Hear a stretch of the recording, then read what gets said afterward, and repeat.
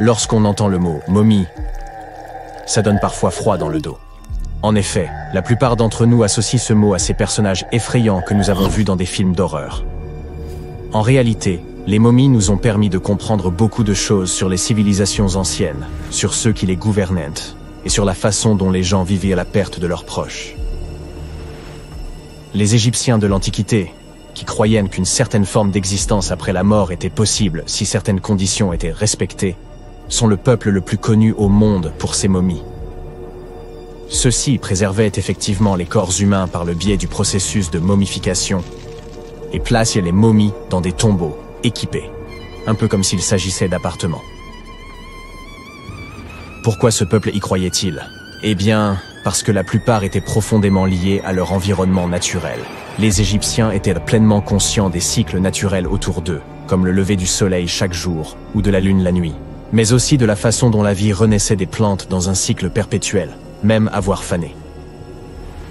Ils croyaient également que le puissant esprit Osiris, qui représentait le cycle de la disparition et de la résurrection, jouait un rôle dans ce processus. Pour se préparer à l'au-delà, les Égyptiens de l'Antiquité suivaient certains rituels, comme la momification, qui consistait à utiliser des éléments aussi variés que le miel, les résines ou encore l'encens pour préserver les corps.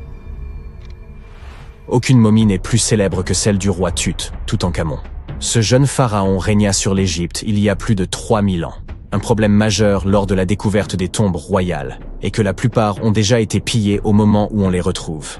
Le peuple savait que les souverains laissaient de nombreux objets de valeur à leur côté après leur mort, ce qui rendait ces lieux de sépulture vulnérables face aux voleurs. Étonnamment, lorsque la tombe du roi Tut fut ouverte en 1922, les gens se réjouirent, car elle n'avait pas été volée à l'instar de beaucoup d'autres tombes royales. C'est dire à quel point elle était bien cachée. À l'intérieur, sa momie était enfermée dans 3 cercueils au total, dont un en or. Les objets trouvés dans sa tombe furent très révélateurs de ce qu'était l'Égypte antique. L'étude de sa momie nous a également permis d'en savoir plus sur la culture et les pratiques en vigueur à l'époque où il est décédé. Enfin, les recherches liées à son ADN nous ont conduit à obtenir des informations sur sa famille. En outre, les scientifiques purent découvrir qu'il avait, par exemple, souffert de la maladie appelée le paludisme et d'un problème au pied susceptible de l'avoir gêné lorsqu'il marchait. Ramsès II est un autre pharaon égyptien qui a régné pendant 68 ans, ce qui n'était pas rien à l'époque. Il est connu pour ses campagnes militaires d'expansion et ses réalisations architecturales. De nombreuses preuves datant de son règne existent encore aujourd'hui, notamment une grande statue à son effigie. Ramsès II mesurait environ 1,80 m et a vécu jusqu'à l'âge de 90 ans. Après avoir examiné sa momie, les scientifiques conclurent qu'il souffrait peut-être d'une maladie affectant sa colonne vertébrale. Vous vous souvenez des voleurs que j'ai évoqués plus haut? C'est probablement à cause de ces derniers que Ramsès II termina dans le cercueil ordinaire d'une collection secrète de momies royales à Deir el-Bahari, qui a été redécouverte en 1881. Heureusement, les archéologues purent l'identifier, car ses voyages avaient été consignés sur ce qui l'enveloppait. Le processus de momification était très fastidieux. En effet, dans l'Égypte antique, la momification pouvait durer jusqu'à 70 jours. Une personne dédiée prononçait un discours très spécifique, tout en manipulant délicatement le corps et en le séchant à l'aide d'une sorte de sel appelé natron. On utilisait également du lin et de la résine pour que le corps paraisse plus vivant et pour l'envelopper dans un tissu. La tombe était tout aussi importante que la momification pour les Égyptiens de l'Antiquité. Les parois de la tombe du roi Tut, par exemple, étaient ornées d'œuvres d'art complexes représentant son voyage dans l'au-delà, depuis sa procession funéraire jusqu'à son passage aux enfers. Les Égyptiens antiques pensaient que tout le monde faisait ce voyage après sa mort et remplissaient donc les tombes d'objets et de peintures pour aider les défunts au cours de leur voyage spirituel. En outre, les murs de la tombe étaient décorés de formules tirées d'un livre spécial qui contenait une série de poèmes dont les Égyptiens pensaient qu'ils aideraient les gens à atteindre l'au-delà. Fait soulignant l'importance de ce voyage, les gens plaçaient même de la nourriture dans ces tombes antiques. Dans la tombe du roi Tut, les archéologues découvrirent 36 jarres de boissons antiques et 8 paniers de fruits, déposés là pour l'aider dans son voyage vers l'au-delà. Les Égyptiens pensaient que le voyage vers l'au-delà prenait beaucoup de temps et laissaient donc des provisions conséquentes pour soutenir leurs proches.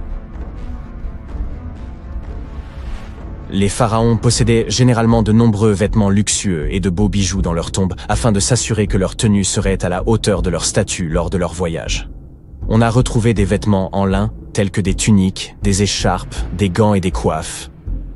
De nombreux bijoux en or ornés de pierres précieuses, des bracelets aux boucles d'oreilles, en passant par des colliers et des bagues, mais aussi des représentations d'insectes censés les protéger. Certaines tombes contenaient même des éventails en ivoire et en plumes d'autruche pour les garder au frais dans l'au-delà.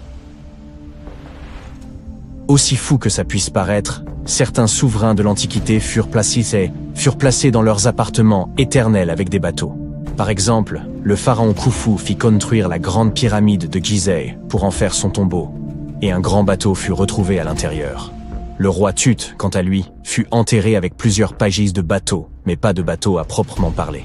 À la place, il avait 3 chars et de nombreux bâtons de marche en matériaux précieux, ce qui indique peut-être qu'il souhaitait se rendre dans l'au-delà par la terre et non par l'eau. Parmi les objets les plus intéressants trouvés près des momies antiques, on trouve des flacons d'huile et de parfums. Si les souverains étaient censés toujours être à la dernière mode, pourquoi ne pas sentir bon par la même occasion, n'est-ce pas? Certains d'entre eux possédaient également des jeux de société, la plupart fabriqués dans des matériaux précieux, comme l'or ou l'ivoire. L'un de ces jeux, le Senet, était très populaire en Égypte antique et ressemblait beaucoup aux échecs modernes. Les Égyptiens de l'Antiquité ont peut-être les momies les plus célèbres, mais ce ne sont pas ceux qui inventèrent la momification. En réalité, tout commença en Amérique du Sud, avec un peuple ancien appelé Chinchorro. D'après ce que nous savons aujourd'hui, ce peuple fut le premier à momifier ses proches défunts et suivi en cette tradition pendant environ 2000 ans avant que les Égyptiens ne commencent leur propre rituel. Certes, l'étude de ces momies permet d'en apprendre beaucoup sur les souverains de l'Antiquité, mais jusqu'à récemment, nous n'avions encore aucune idée de ce à quoi les défunts ressemblaient vraiment de leur vivant. Cependant, il n'y a pas si longtemps que cela, des peintures de momies très particulières furent découvertes par des archéologues qui étudiaient des objets égyptiens antiques. Ces portraits de momies sont des peintures très détaillées d'individus réalisés de leur vivant. Ils étaient souvent peints sur du bois, contrairement aux portraits sur toile classiques que nous connaissons tous. Ces portraits sont appréciés pour leur réalisme et leur beauté, et ont même été utilisés par des chercheurs pour diagnostiquer des maladies en les comparant aux momies correspondantes. Certains de ces portraits comportent également des représentations de bijoux qui ont été retrouvés plus tard sur les momies. La découverte récente de ces portraits de momies en Égypte centrale revêt une grande importance, car c'est la première fois depuis plus d'1 siècle que de telles peintures sont retrouvées. Les momies sont apparues partout dans le monde de manière naturelle.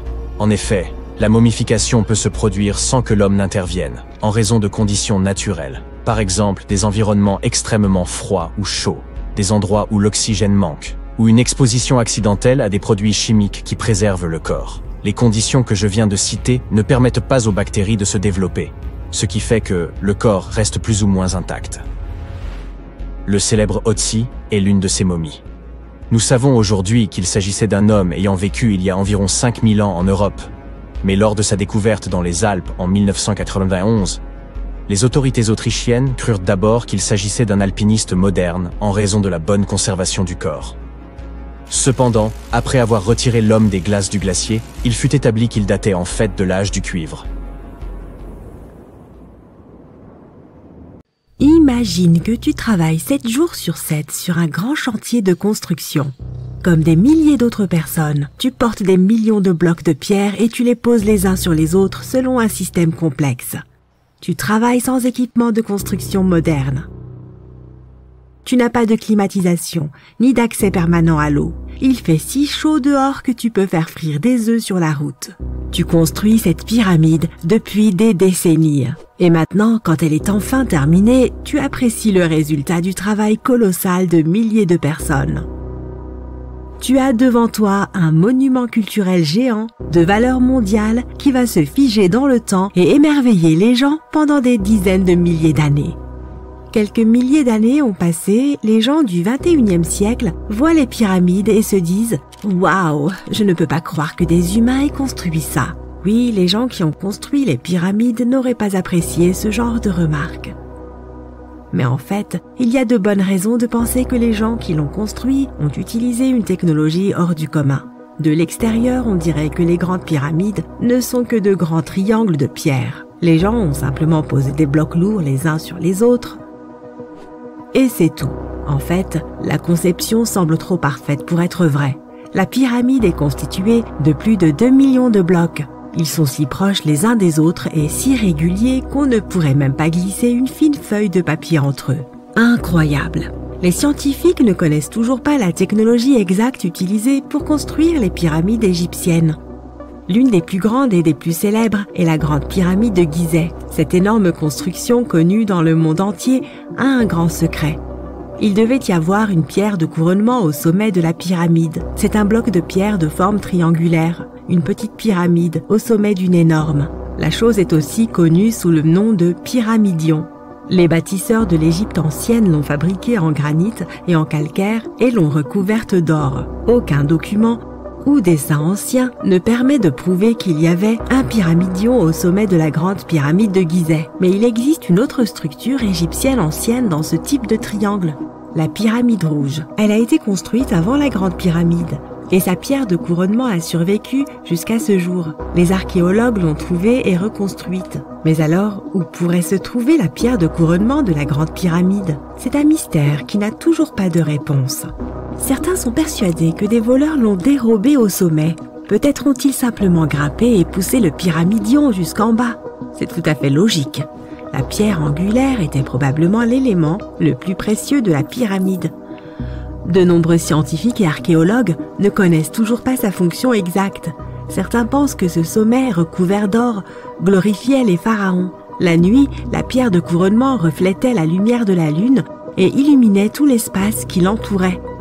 Pendant la journée, cette pierre reflétait la lumière du soleil avec sa surface brillante. On pouvait la voir de loin.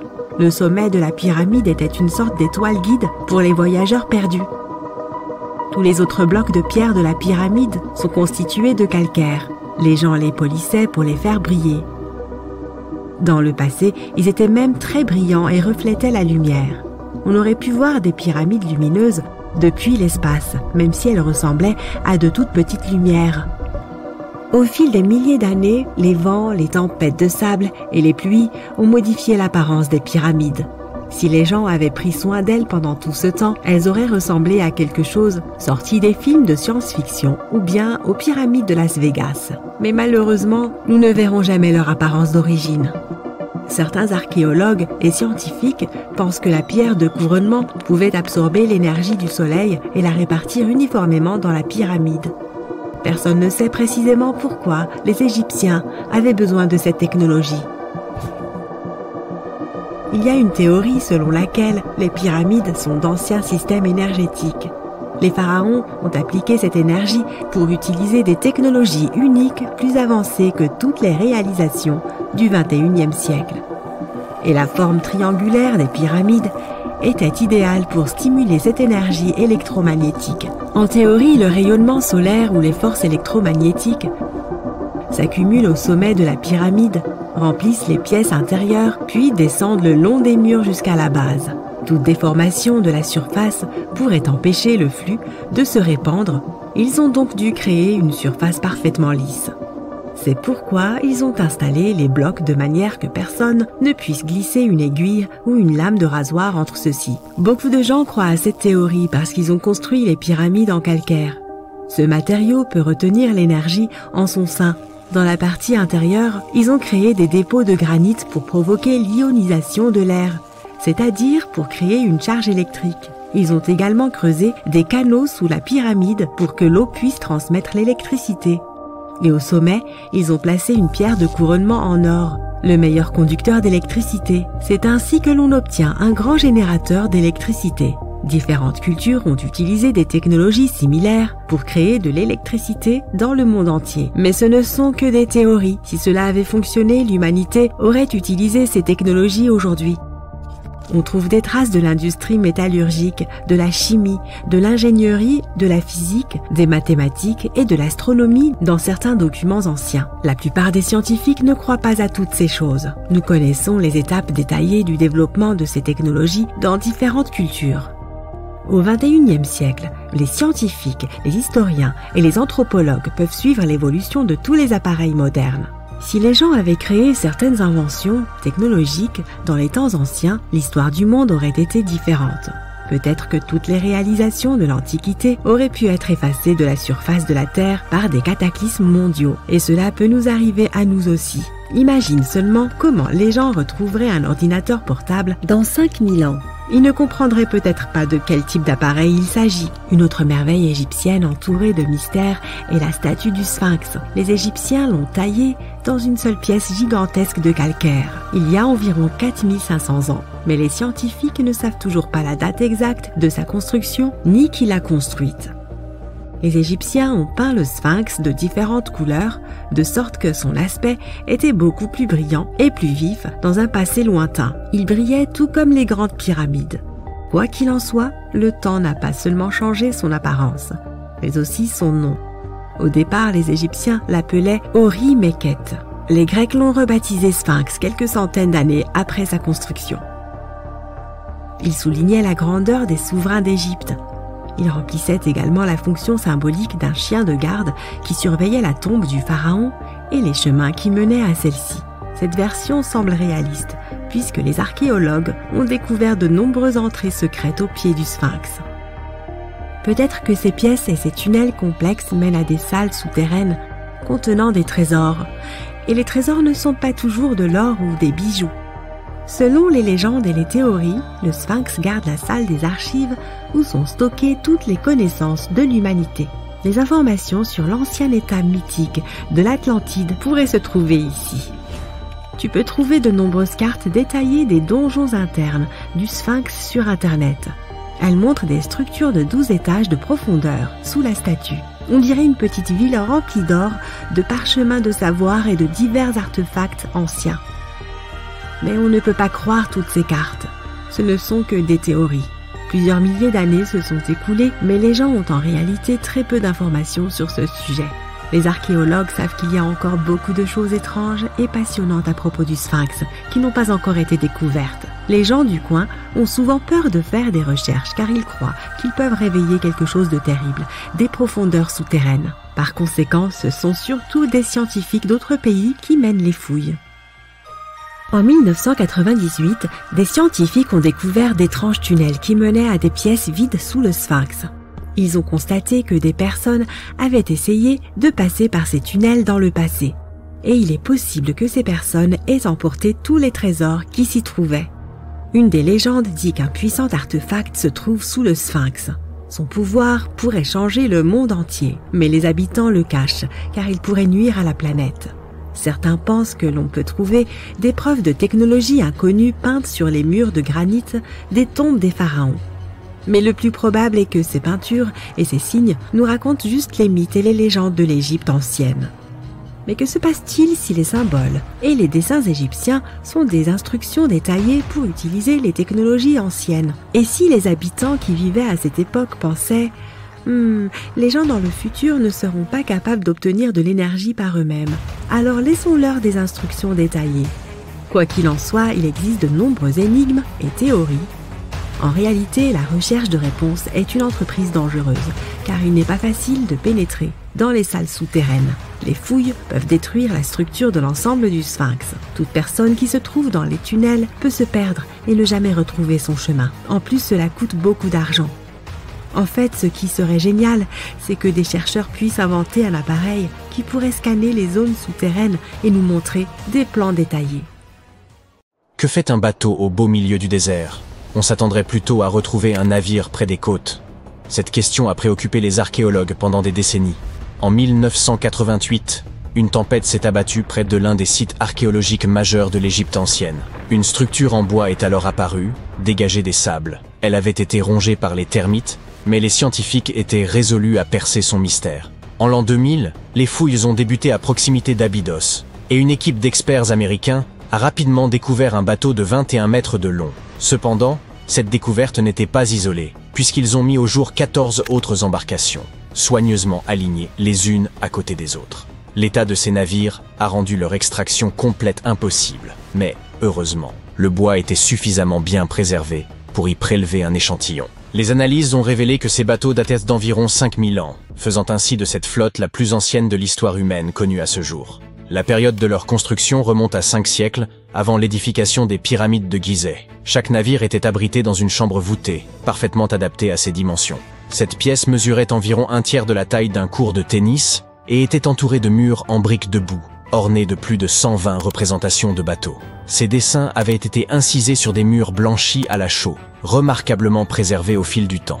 Les scientifiques sont au fait de l'existence de ces chambres mystérieuses depuis plus d'un siècle, période durant laquelle un archéologue britannique, Arthur Weigall, a découvert une structure intrigante à l'ouest du Nil. Son équipe a eu un aperçu des murs intérieurs, mais une partie du toit s'est malheureusement effondrée, les contraignant à interrompre leur exploration. Bien que les chercheurs aient abandonné le site, son emplacement a continué d'être inscrit sur les cartes.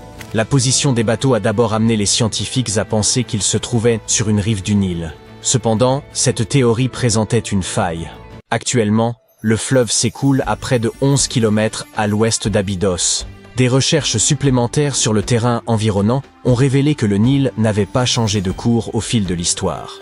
De plus, si les bateaux avaient flotté près d'un quai, leur position aurait été instable. Or, les 14 embarcations découvertes à Abydos étaient parfaitement alignées les unes par rapport aux autres. Une seule conclusion pouvait être tirée de cette situation. Quelqu'un les avait délibérément disposées ainsi, ce qui impliquait un effort considérable. Chaque bateau pouvait accueillir jusqu'à 30 rameurs, prouvant ainsi qu'ils étaient adaptés à la navigation. Il ne s'agissait pas de simples maquettes, mais les chercheurs doivent encore déterminer s'ils ont effectivement navigué sur des étendues d'eau de l'Égypte ancienne.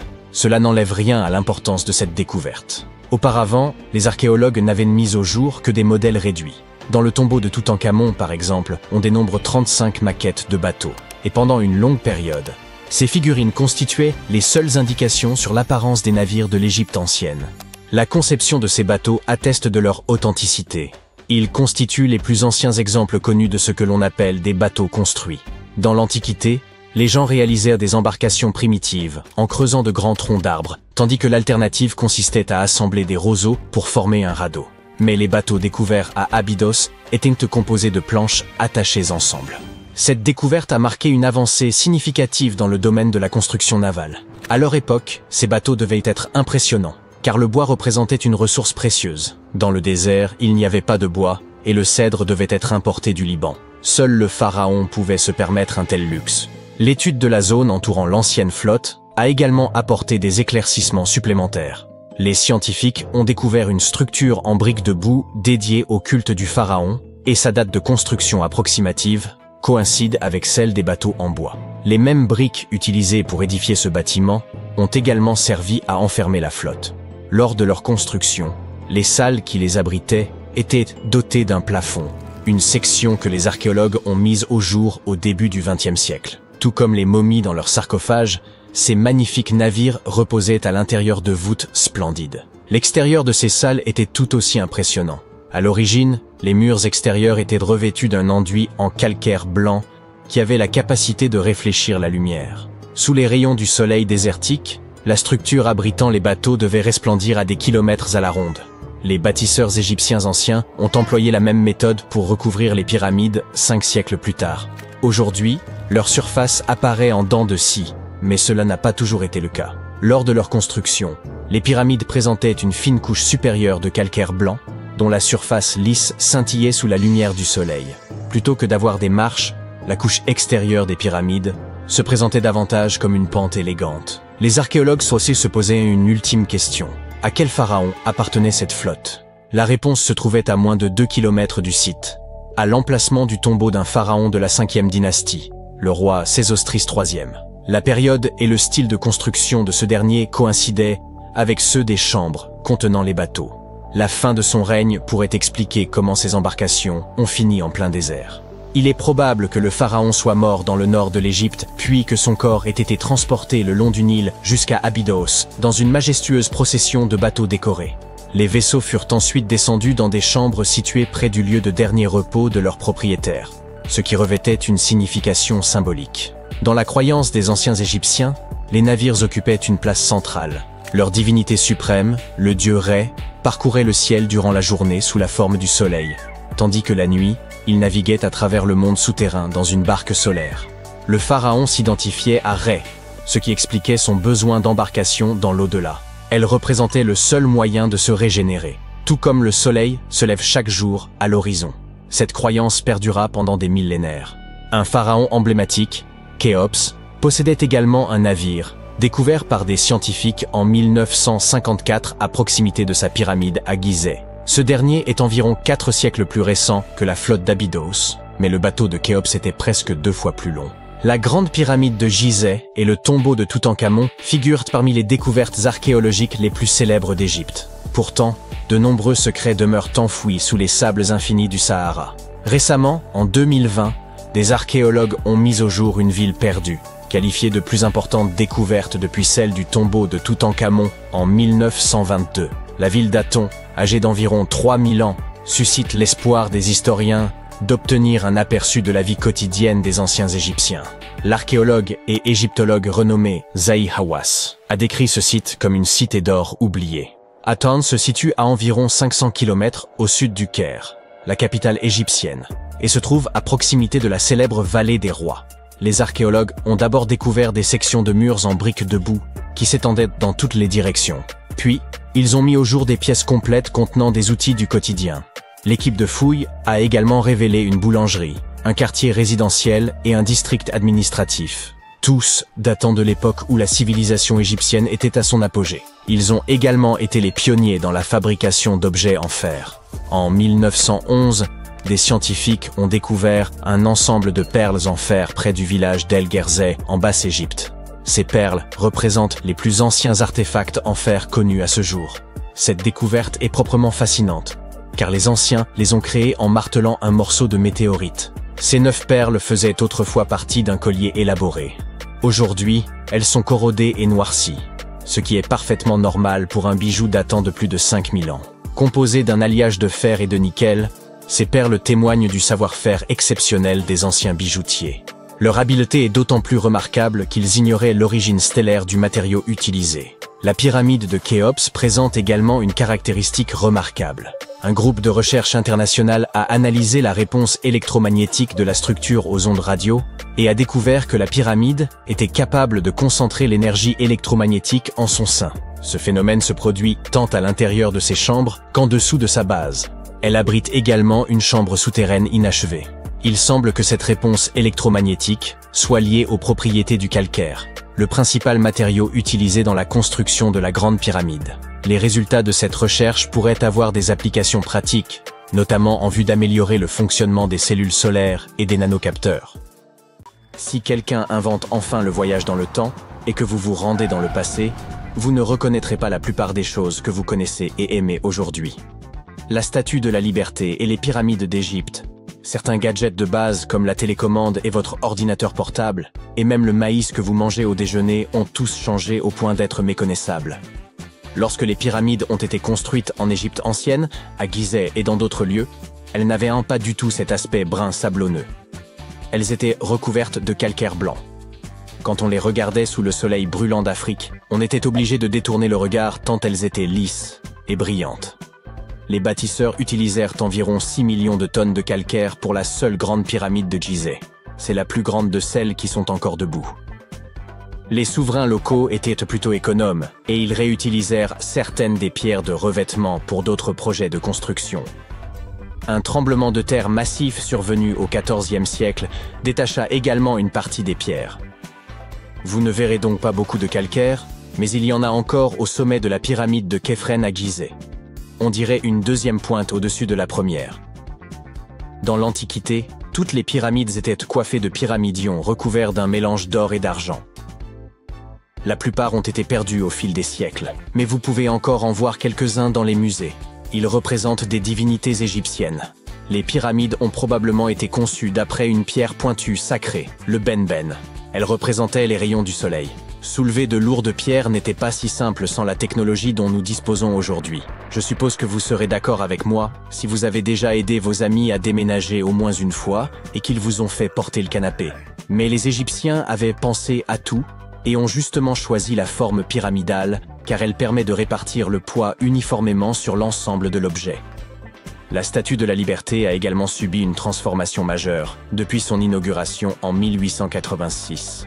Croyez-le ou non, elle était autrefois d'un brun brillant, comme un centime.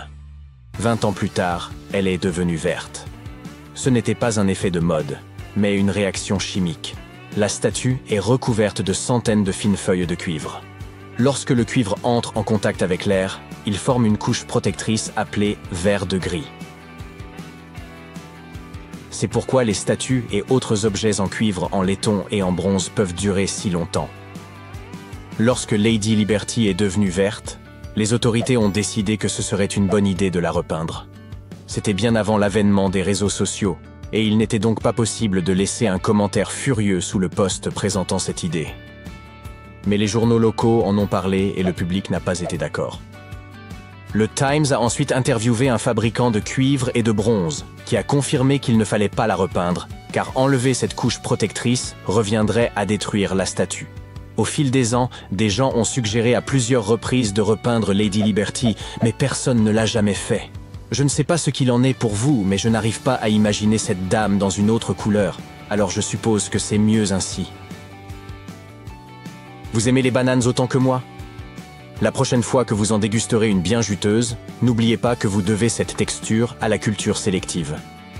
À l'origine, les bananes sauvages contenaient beaucoup de grosses graines dures et peu de cette pulpe délicieuse. Et la pastèque sucrée, vous aimez ça? Son histoire remonte à plus de 5000 ans. Autrefois, la chair de la pastèque était amère, d'un blanc jaunâtre, et il était très difficile de l'ouvrir. La culture sélective a encore sauvé la mise, et les pastèques sont devenues beaucoup plus sucrées. Les scientifiques japonais sont allés plus loin encore, et en ont inventé une version sans pépins. La grand-mère du maïs est une graminée mexicaine appelée théocinthe. Les grains de cette graminée étaient petits, et même plutôt rares. Il y a plusieurs milliers d'années, les agriculteurs ne conservaient donc que les graines des plantes les plus grandes, les plus savoureuses, ou dont les grains étaient plus faciles à moudre. Et nous les remercions de nous avoir donné ce délicieux maïs que nous consommons aujourd'hui.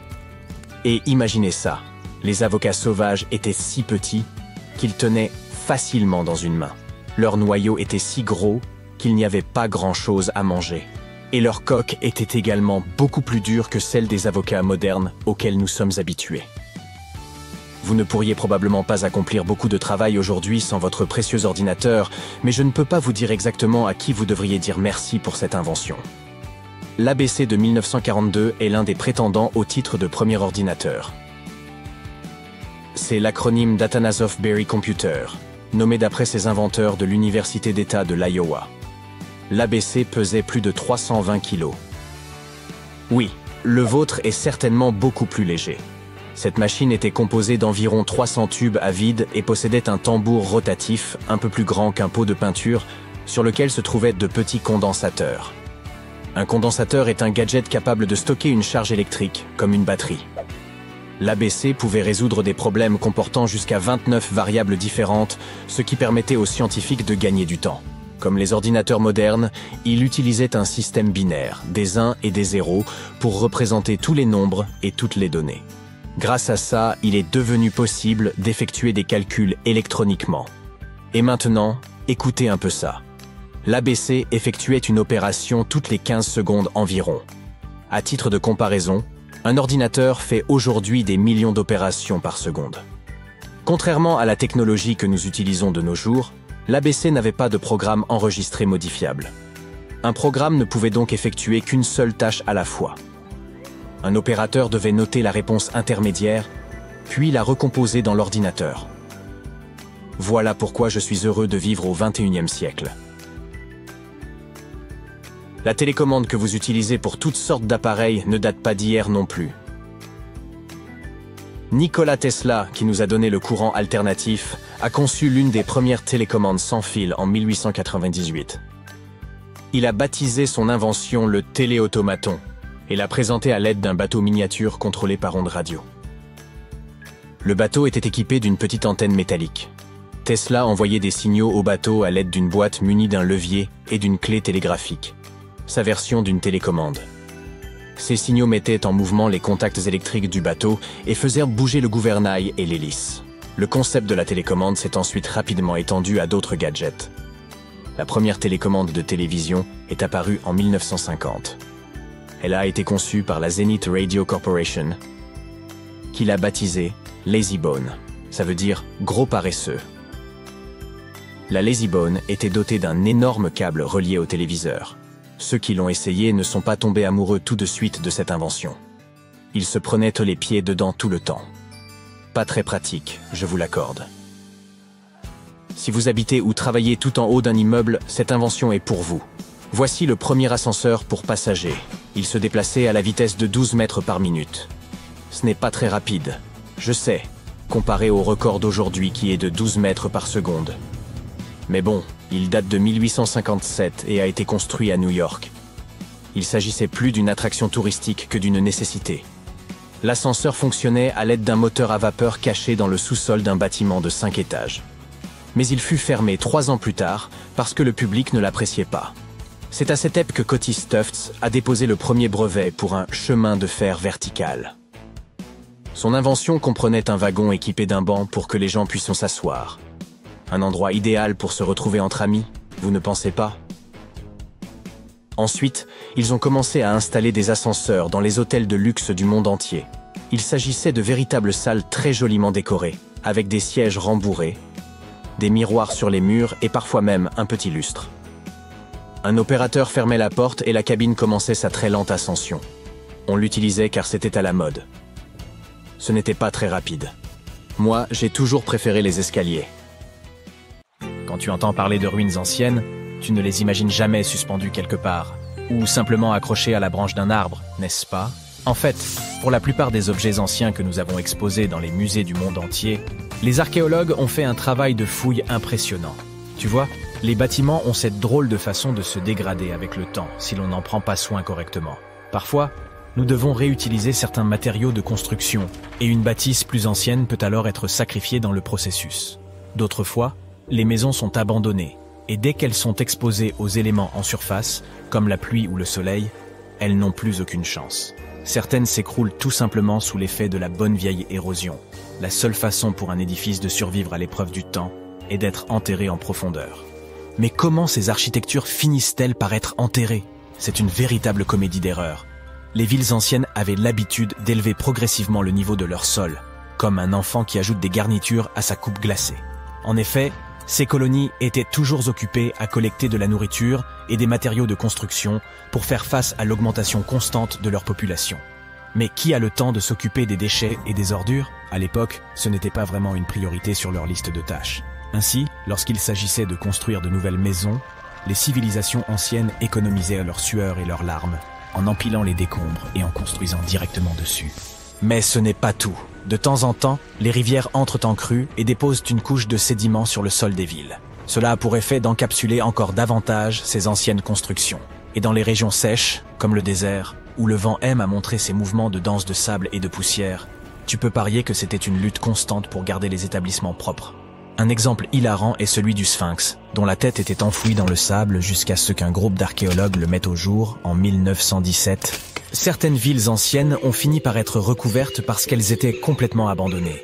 Avec moins d'activité humaine pour contrôler leur expansion, les graines de plantes n'ont pas pu résister à l'opportunité et ont germé un peu partout. Elles ont absorbé le dioxyde de carbone de l'air et se sont développées, ajoutant de plus en plus de volume au sol. Scieuses racines effrontées ont même décidé de stabiliser le sol constitué de matière végétale en décomposition, créant ainsi plusieurs couches de terre. C'est comme si Mère Nature s'était lancée dans un ultime projet de bricolage, avec les plantes comme fidèles auxiliaires. Fouiller dans les secrets des civilisations anciennes, ce n'est pas seulement déterrer un monde perdu, c'est aussi une quête épique pour révéler les trésors cachés sous les couches de l'histoire. Mais comment les archéologues savent-ils d'abord où creuser?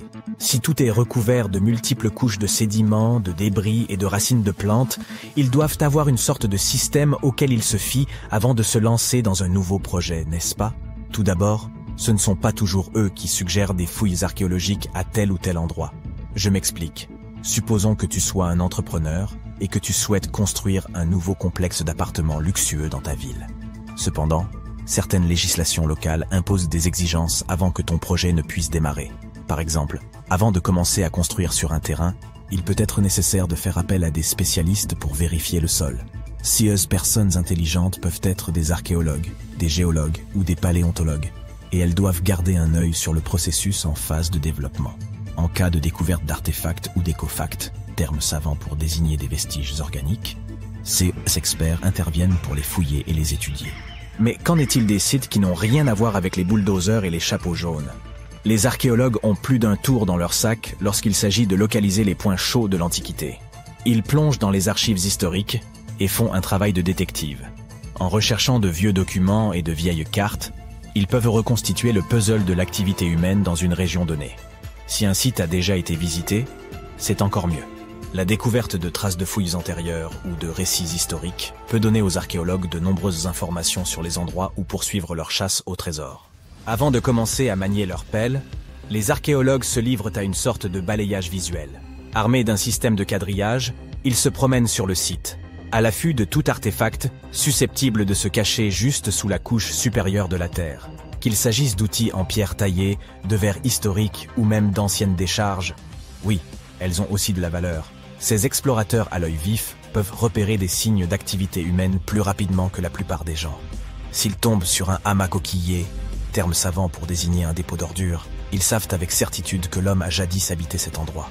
Les archéologues ne se contentent pas de leur fidèle pelle. Ils disposent d'un arsenal de gadgets pour les aider dans leur recherche de merveilles cachées. Les outils géophysiques sont en quelque sorte leurs armes secrètes. Prenons l'exemple du résistivimètre. Cet appareil astucieux mesure la composante électrique du sol et tout élément ou artefact enfoui. Un mur enterré, par exemple, produira une résistivité différente de celle du sol environnant. Les magnétomètres et les géoradars fonctionnent de la même manière, mettant en évidence les indices potentiels de trésors anciens dans le sol. Et qui pourrait oublier notre vieil ami, le GPS? Il aide les archéologues à cartographier des emplacements précis, comme une carte au trésor high-tech les menant directement à leur peau d'or. Tu souhaites visiter virtuellement certains des sites archéologiques les plus importants du monde? Suis-moi. Au Royaume-Uni, par exemple, tu trouveras cet endroit intéressant appelé Stonehenge. C'est l'un des nombreux Henges répartis dans le pays, mais celui-ci est vraiment exceptionnel. Imagine cela. Des pierres anciennes et massives se dressent fièrement, disposées sous forme d'un anneau à l'extérieur et d'un fer à cheval à l'intérieur, avec quelques pierres plus petites pour faire bonne mesure. Et devine quoi? Ces pierres étonnantes existent depuis plus de 5000 ans. C'est ce que l'on appelle une longévité à toute épreuve. C'est là que les choses deviennent intéressantes. Selon le folklore local, le légendaire magicien Merlin a sorti sa baguette magique et a téléporté ces pierres massives depuis l'Irlande. Apparemment, des géants les avaient assemblées là-bas, mais Merlin a décidé qu'elles seraient bien plus belles à leur nouvel emplacement. D'autres pensent qu'il s'agit simplement des ruines d'un ancien édifice spirituel romain. Ces structures étonnantes ont été construites par nos ancêtres de l'âge du bronze. Avec leurs outils simples et leur technologie limitée, ils ont réussi à créer ce chef-d'œuvre monumental. Impressionnant, non? Malheureusement, nous ignorons encore beaucoup de choses sur cette région. L'objectif initial de Stonehenge reste encore aujourd'hui un mystère. Certes, il existe de nombreuses théories, mais les scientifiques ne sont pas encore parvenus à se mettre d'accord sur le sujet. On sait cependant qu'il est parfaitement aligné pour accueillir le lever du soleil lors des solstices d'été et d'hiver. L'ancienne ville de Pompéi est un site archéologique tout aussi étonnant. Imagine un peu, le Vésuve, un fauteur de troubles notoires, a décidé de piquer une crise volcanique et a complètement recouvert cette ancienne ville romaine. Il l'a transformée en capsule temporelle, située à l'extérieur de l'actuelle Naples, en Italie. En 1748, une bande d'explorateurs aventureux est tombée sur Pompéi. Ils ont découvert alors un trésor de choses bien conservées. Des rues, des maisons, de la nourriture, probablement un peu périmée, des bijoux clinquants, des sculptures raffinées, des fresques colorées, des objets ménagers de tous les jours, et même des restes humains et animaux. C'était comme une fête archéologique épique. À première vue, Pompéi avait tout pour plaire. Des maisons et des villas de luxe, une immense arène de 20 000 places, de jolies petites boutiques d'artisans, des lieux de rencontre comme des tavernes, sans oublier les endroits coquins comme ces bains luxueux où l'on pouvait se faire dorloter intensément. Il y a aussi le sanctuaire d'Apollon, où les gens se réunissaient pour leur culte quotidien. Et bien sûr, le cœur animé de la ville, le forum de Pompéi, où tous les gens branchés avaient l'habitude de se retrouver. Et devine quoi? Pompéi est tellement cool qu'elle a été inscrite sur la liste du patrimoine mondial de l'UNESCO en 1977. C'est en quelque sorte le panthéon de l'histoire. Cette liste comprend également de nombreux autres bâtiments et sites célèbres, comme le Taj Mahal en Inde et l'Acropole d'Athènes en Grèce. Des chercheurs ont récemment mis au jour des passages secrets conçus par Léonard de Vinci sous un château médiéval d'Italie.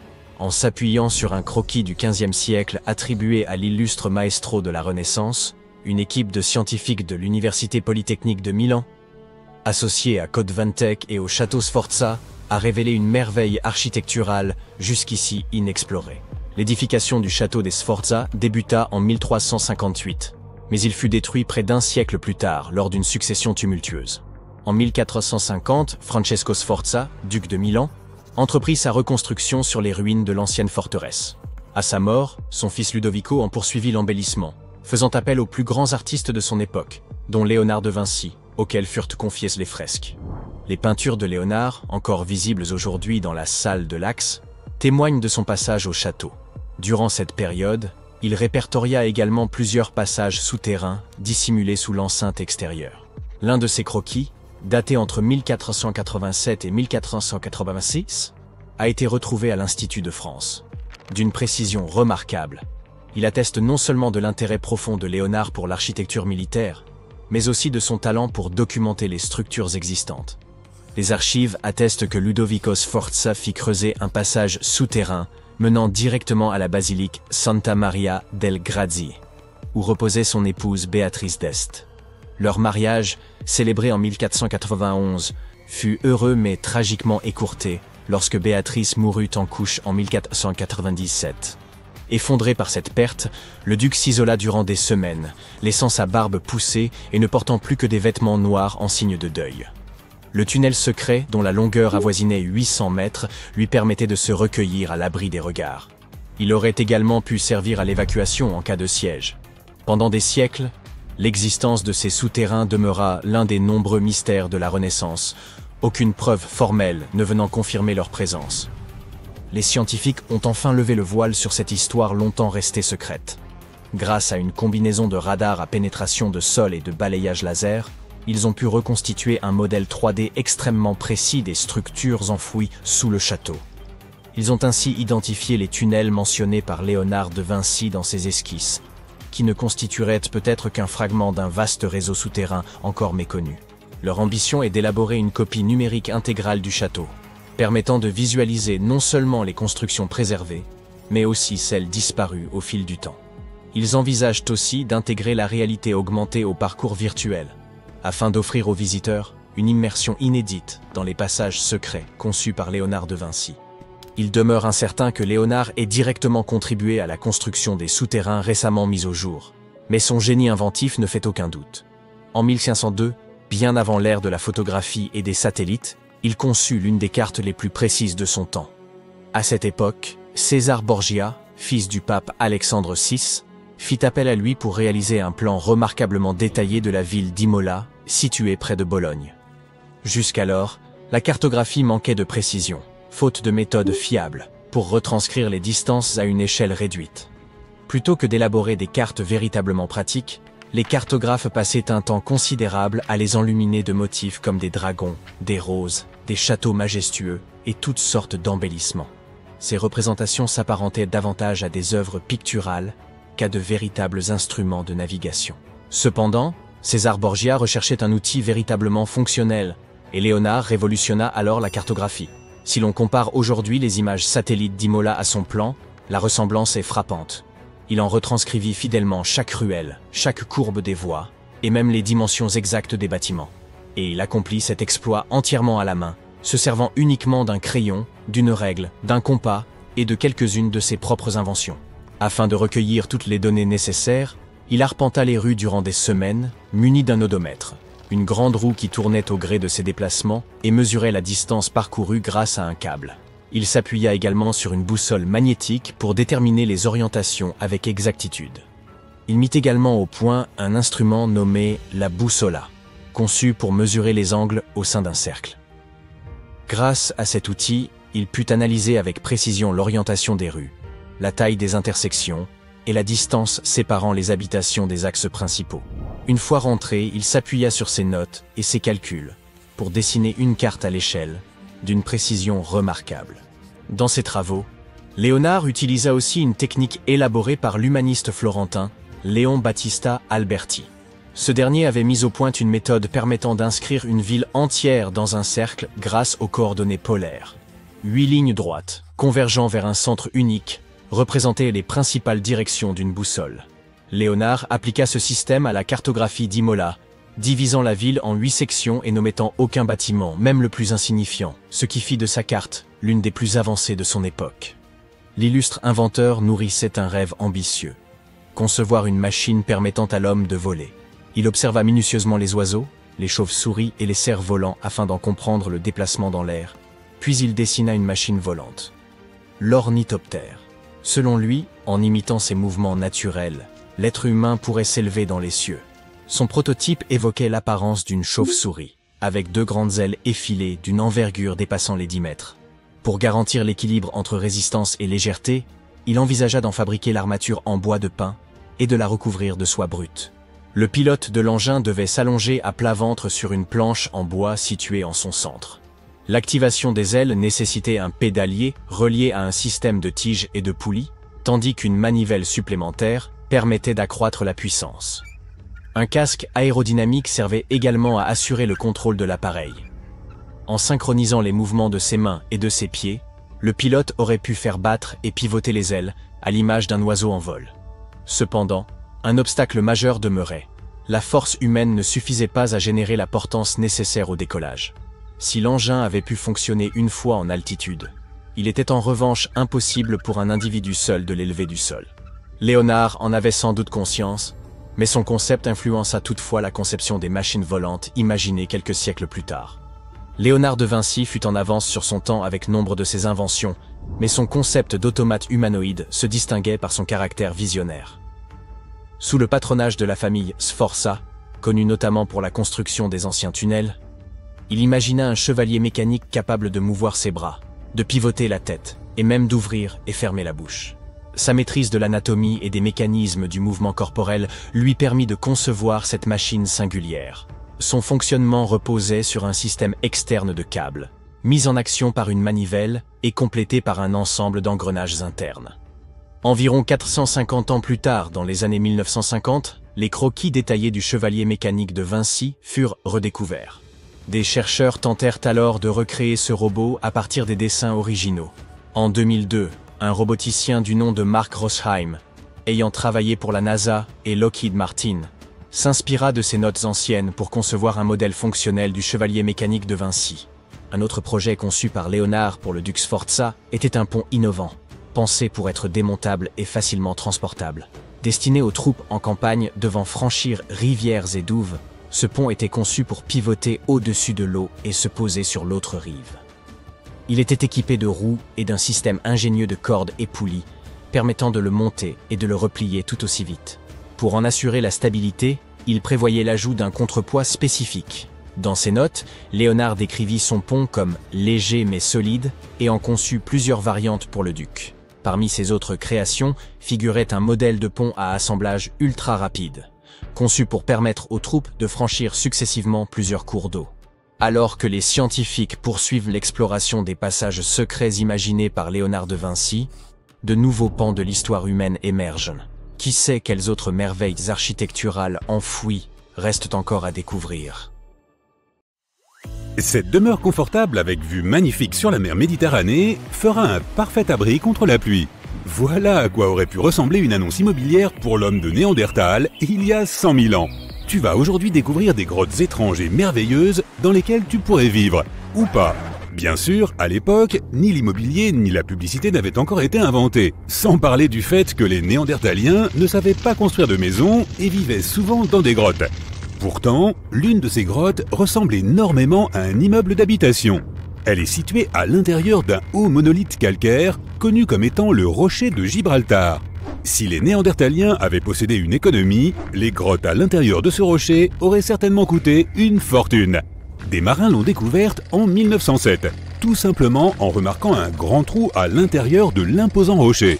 Pendant de nombreuses années, les scientifiques ont étudié cet endroit et ils y ont trouvé des traces de Néandertaliens. Ils ont découvert des outils anciens dans la grotte ainsi que des ossements d'animaux. Mais le plus cool, c'est qu'ils ont trouvé pas moins de 4 grottes à l'intérieur du rocher. C'était comme un petit complexe résidentiel. Les Néandertaliens vivaient aux côtés de leurs voisins et s'entraidaient pour la chasse et la pêche.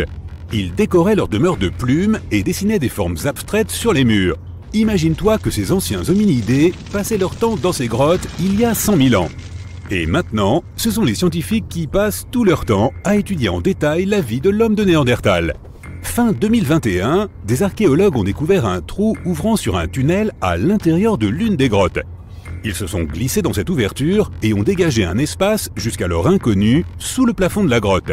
Cet endroit était inaccessible depuis plus de 40 000 ans et il semble que cet était l'un des appartements les plus prestigieux de tout le complexe de la montagne. Il possède de hauts plafonds couverts d'anciennes stalactites. Des rideaux de pierre effondrés divisaient l'appartement en plusieurs pièces. Ces scientifiques ont aussi trouvé des restes d'animaux ainsi que des marques de griffes sur les murs. Il semble que les Néandertaliens n'aient jamais vécu ici, mais ils avaient l'habitude de visiter cet endroit.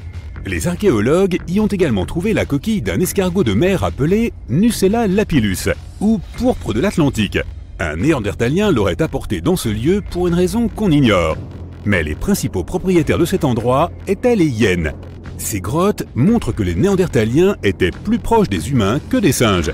Ils avaient un mode de vie et même quelques coutumes propres. Il reste encore beaucoup de travail et les scientifiques espèrent faire de nouvelles découvertes à l'intérieur de ce rocher. Entre-temps, en 2003, des archéologues ont découvert une autre habitation ancienne sur l'île de Flores, en Indonésie. Au cœur de la jungle verdoyante, ils ont trouvé une grotte abritant des outils anciens. Au début, tout le monde a pensé que nos ancêtres humains avaient vécu ici. Mais peu après, les scientifiques sont tombés sur un étrange squelette d'adulte.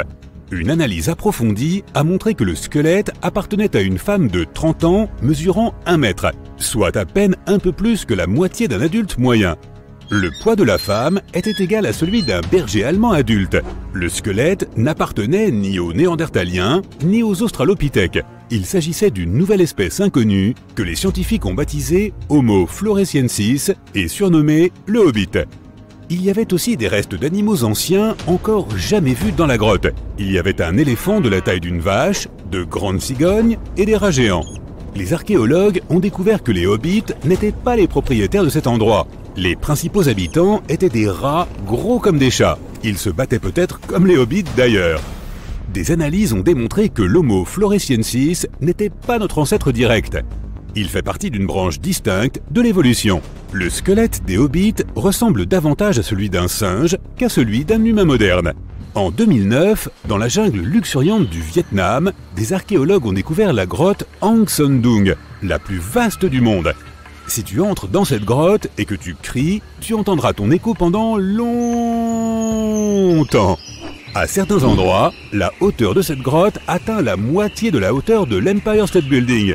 Et sa superficie totale est plus grande qu'un pâté de maison du centre de New York. Hang Son Doong est l'une des 3 grottes de la jungle vietnamienne. De nombreux labyrinthes relient ces grottes. À l'intérieur, tu peux trouver des plantes et des arbres uniques qui vivent complètement coupés du monde extérieur. C'est une véritable jungle souterraine. À certains endroits, on trouve des plafonds effondrés qui laissent entrer la lumière du soleil. En plus de la flore peu commune, tu y verras de très anciennes stalactites. Certains dépôts de calcaire ont plus de 450 millions d'années. Ils étaient là avant même l'apparition des dinosaures. Il y a aussi de nombreuses rivières dans la grotte. L'eau de pluie qui y tombe par les trous des plafonds les a formées au cours des siècles. Ces ruisseaux rapides ressemblent au toboggan d'un parc aquatique. Ils conduisent à des labyrinthes souterrains que personne n'a encore vus. Les scientifiques n'ont étudié qu'une petite partie de toutes ces grottes. La grotte suivante, elle aussi des plus étranges, se trouve en Nouvelle-Zélande. Des centaines de milliers de lucioles vivent à l'intérieur.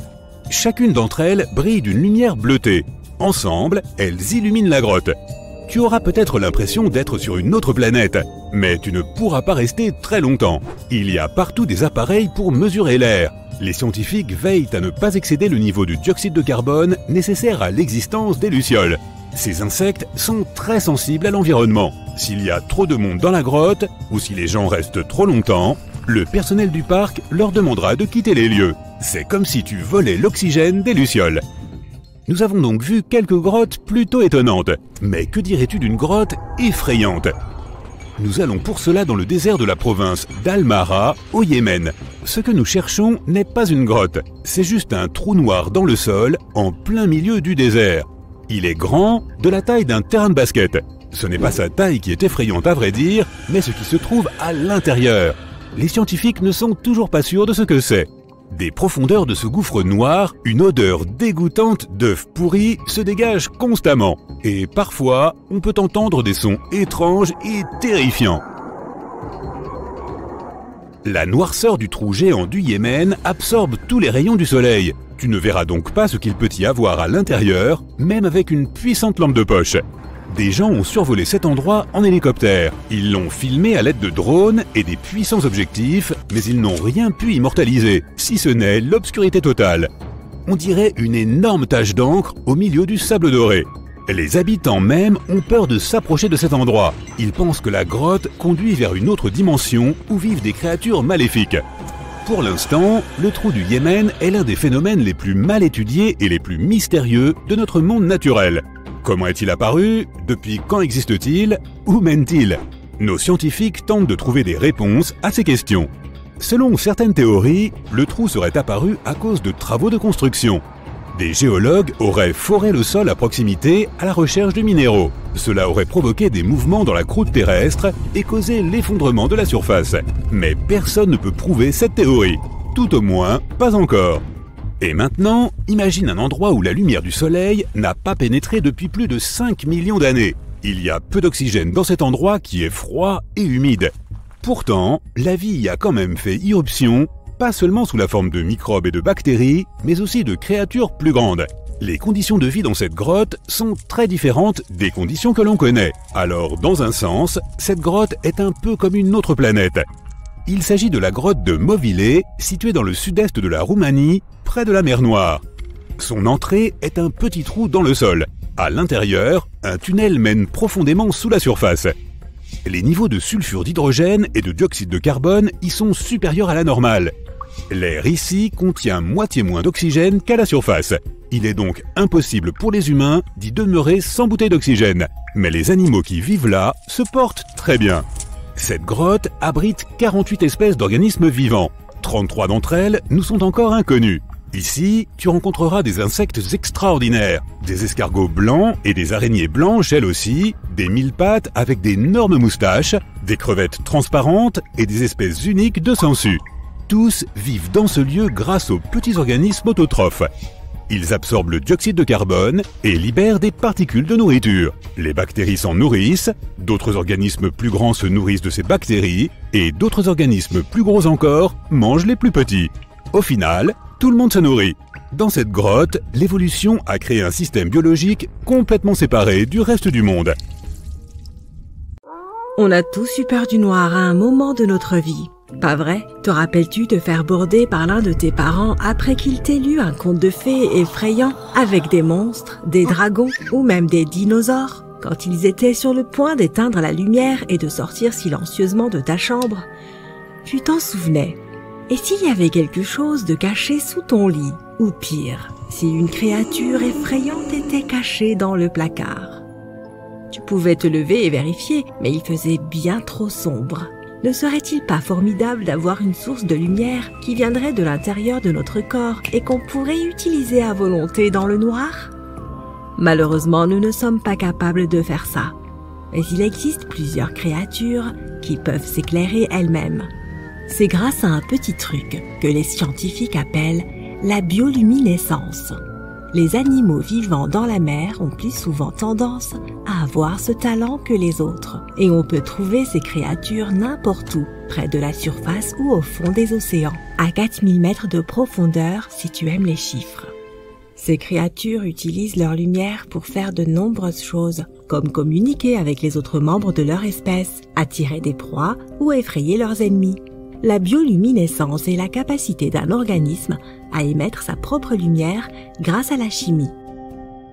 Ces animaux utilisent essentiellement deux substances, l'une appelée luciférine et l'autre luciférase. Ajoute un peu d'oxygène et boum, ça fait de la lumière. Si tu te demandes si quelqu'un a jeté un bâton lumineux dans l'océan, regarde si cette lumière est bleue, verte ou même rouge. Elle est même généralement répartie sur une grande surface ressemblant parfois à des paillettes ou à un ciel étoilé. Cette atmosphère romantique est due aux calmars, aux petits crustacés et aux algues. J'ai un autre phénomène inhabituel pour toi. Que dirais-tu d'une chute d'eau dorée? Sérieux, ça existe vraiment, et c'est un phénomène naturel. Pour la voir, il faut aller au parc national de Yosemite, à Horsetail Fall. Assure-toi de planifier ton voyage en hiver ou au début du printemps, car c'est le seul moment de l'année où tu pourras voir cet impressionnant phénomène. Il n'y a pas besoin d'explications scientifiques. Ce n'est rien d'autre que la lumière du soleil au crépuscule qui illumine la chute d'eau de telle manière qu'elle prend l'apparence d'une rivière de lave. Ou d'or, à toi de voir. C'est la raison pour laquelle, à cette époque de l'année, cette chute d'eau est également appelée la chute de feu. Malheureusement, ce phénomène devient de moins en moins visible avec les années, principalement à cause de la sécheresse et d'autres problèmes liés à la fonte des neiges. Donc si tu t'y rends, garde toujours un œil sur la cascade, car l'effet est très bref. As-tu déjà entendu parler d'un orage sale? C'est ce qu'on appelle aussi la foudre volcanique. Apparemment, les spécialistes qui étudient ce phénomène n'ont pas encore bien cerné de quoi il s'agit. Lorsqu'un orage ordinaire se produit, des particules de charge positives et négatives entrent en collision, créant une étincelle géante que nous appelons éclair. Cela produit aussi beaucoup de bruit, le tonnerre. Mais quand un volcan entre en éruption, certaines particules de cendres volcaniques se chargent électriquement. Étant projetées dans les airs avec une force énorme, elles entrent en collision et provoquent des décharges électriques. Ceci donne l'impression qu'il y a des éclairs provenant du volcan lui-même. Imagine toutes ces cendres, ces gaz et cette fumée sortant du cratère et ajoute-y des éclairs. L'ensemble est vraiment spectaculaire. Maintenant, que penses-tu de nuages qui ressemblent à des vagues? On les appelle asperitas. Ils sont généralement assez proches du sol, contrairement aux nuages habituels. Leur nom vient du latin aspero, qui se traduit par rêche ou inégal. En de rares occasions, on peut voir de tels nuages par temps calme. Ils sont surtout associés aux orages. Ces nuages apparaissent lorsque les conditions atmosphériques sont instables et étonnamment, ils ne produisent pas de pluie. Même s'ils ressemblent à des nuages d'orage, ils créent également des motifs aléatoires, trompant nos yeux en leur faisant croire que nous regardons la surface de la mer depuis le fond de l'eau. D'autres nuages impressionnants sont les mammatus. Ce qui les rend si particuliers, c'est une série de renflements émergeant de la base de chaque nuage.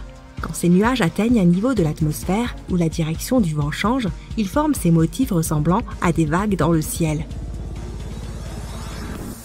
L'Australie est l'endroit idéal si tu aimes le surf. Mais toutes les vagues que tu verras là-bas ne sont pas faites d'eau. Près d'une ville appelée Hayden, il y a une mystérieuse vague faite de roches. Cette formation granitique remonterait à 2,63 milliards d'années. C'est bien avant que les dinosaures ne commencent à fouler notre planète.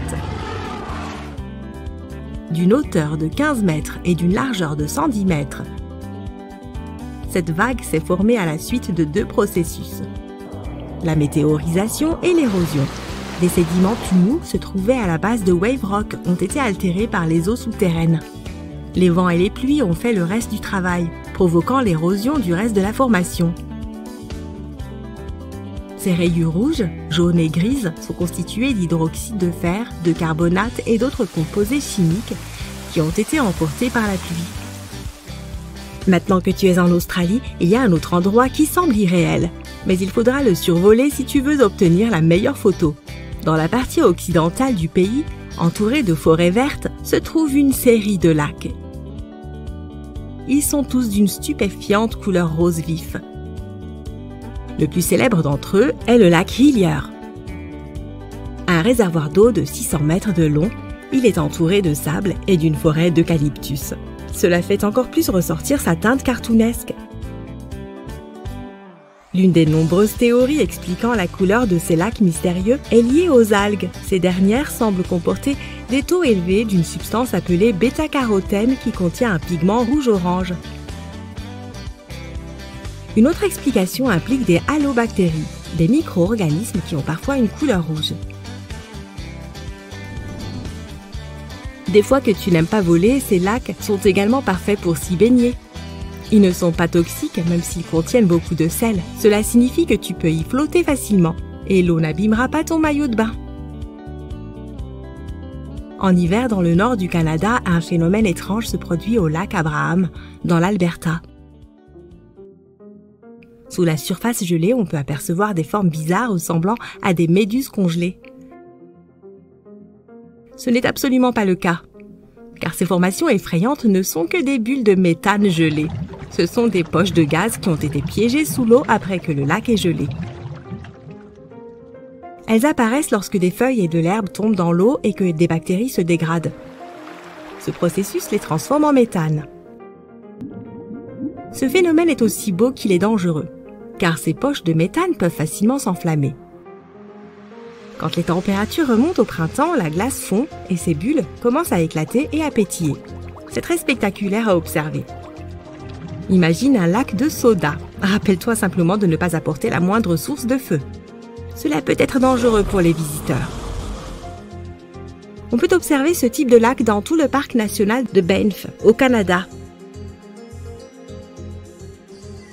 La nature a souvent tendance à faire sa propre musique. Il suffit d'écouter le son des grillons la nuit ou le bruit apaisant d'une chute d'eau. Mais dans le comté de Bucks, en Pennsylvanie, un étrange phénomène géologique porte les vocalises de la nature à un tout autre niveau. Ces rochers s'appellent les Ringing Rock, et les scientifiques ne peuvent toujours pas expliquer leur comportement inhabituel. Si on frappe ces pierres avec un objet lourd, comme un marteau ou une autre pierre, elles émettent un tintement comme si elles étaient creuses. Mais elles ne le sont pas du tout. Ce qui rend les Ringing Rock encore plus étranges, outre le son mystérieux qu'ils émettent, c'est qu'aucun animal ne veut s'y attarder, même si ces rochers sont entourés d'une épaisse forêt. Les scientifiques n'ont pas encore réussi à déceler la moindre activité animale dans la région. Ce qui est encore plus frappant, c'est que malgré tous les arbres qui les entourent, on ne trouve aucune feuille sur ces rochers.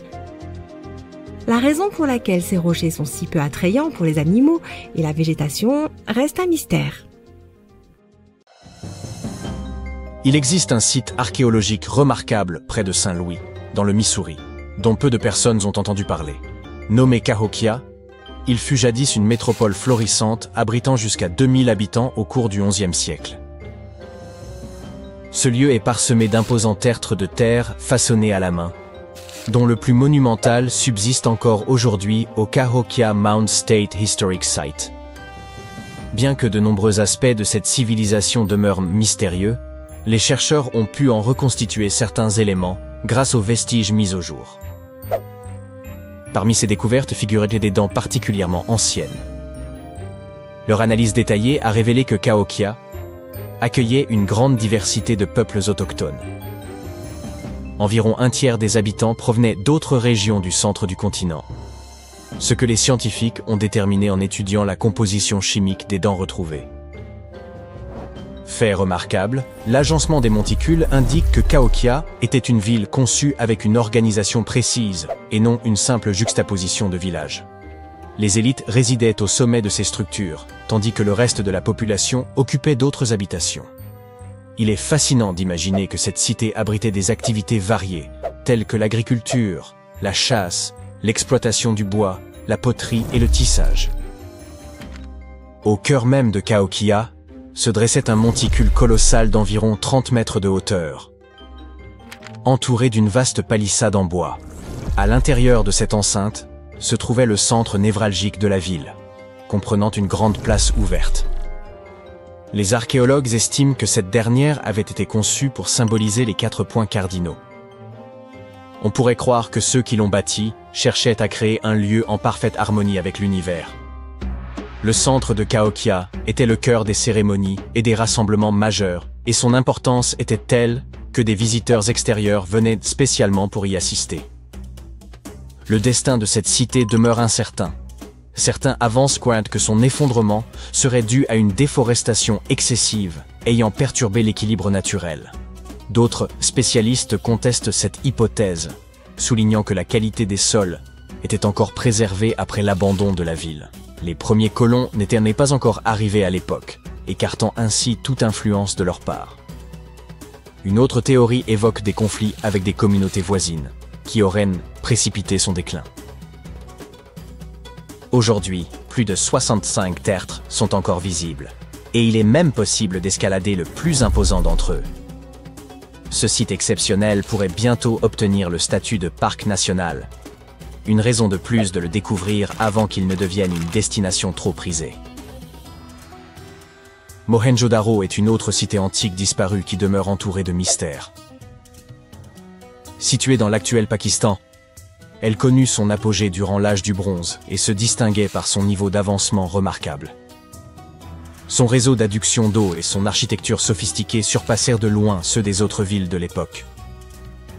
Pourtant, elle demeure bien moins célèbre que les grandes cités antiques d'Égypte ou de Mésopotamie. Plus énigmatique encore, son abandon soudain, dont la cause reste encore inconnue. Bien que la ville ait été mise au jour en 1911, les archéologues mirent du temps à saisir toute son importance. Les fouilles révélèrent notamment un système d'assainissement avancé, comprenant plus de 700 puits, des bains privés ainsi que de vastes thermes publics. De manière impressionnante, même les habitations individuelles disposaient de toilettes reliées à un réseau d'égouts fonctionnels qui s'étendait à travers la ville. Mohenjo-Daro était également un centre commercial dynamique, produisant des poteries raffinées, des bijoux et des figurines qui s'exportaient à travers toute la région. Malgré cette sophistication, la raison de son abandon reste inconnue. Certains suggèrent que des changements dans le cours du fleuve Indus auraient pu être un facteur déterminant. Quant aux inscriptions laissées par ses habitants, elles restent indéchiffrables, même pour les experts les plus aguerris, compliquant encore davantage la reconstitution de son histoire. Avez-vous déjà entendu parler du village perdu de Kolmanskop? Autrefois, il s'agissait d'une petite colonie établie au cœur du désert du Namib. Selon la légende, elle tiendrait son nom d'un certain Coleman, qui se serait enlisé dans les dunes avant de disparaître à jamais. Toutefois, ce n'est pas là l'aspect le plus curieux. En 1908, un cheminot découvrit une pierre brillante et la montra à son chef d'équipe, qui s'avéra être un minéralogiste amateur. Après analyse, ils réalisèrent qu'il s'agissait d'un diamant. Rapidement, Kolmanskop devint la ville la plus prospère d'Afrique et l'un des endroits les plus riches au monde. On y trouvait de luxueuses maisons, une école, un hôpital et même une usine à glace destinée à approvisionner les garde-manger. L'hôpital était équipé de la toute première machine à rayon X d'Afrique australe, supposément employée pour s'assurer que les ouvriers ne tentèrent pas d'avaler des diamants en douce. Mais dès la fin des années 20, la découverte d'un autre gisement diamantifère à proximité entraîna le déclin de Kolmanskop. Peu à peu, ses habitants partirent en quête de nouvelles opportunités, laissant derrière eux une ville déserte.